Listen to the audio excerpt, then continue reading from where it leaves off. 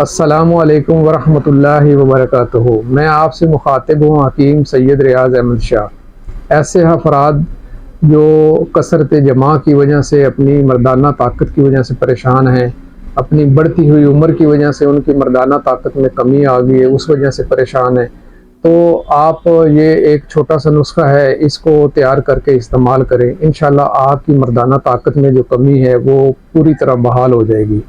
सालत पंजा आपने ले लेना है 50 ग्राम, तुख्म कूंज आपने ले लेना है 50 ग्राम, असगंध आपने ले लेनी है 50 ग्राम, और इसके साथ ही धागे वाली जो मिश्री है वो आपने ले लेनी है 80 ग्राम। इनको बिल्कुल बारीक पाउडर बना लेना है और बड़े बेर जितनी गोली बना के रात सोते वक्त नीम गर्म दूध के साथ आपने इस्तेमाल करनी है।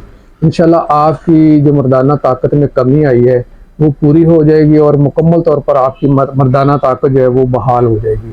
बहुत शुक्रिया। अस्सलामु अलैकुम वरहमतुल्लाहि वबरकातुहू।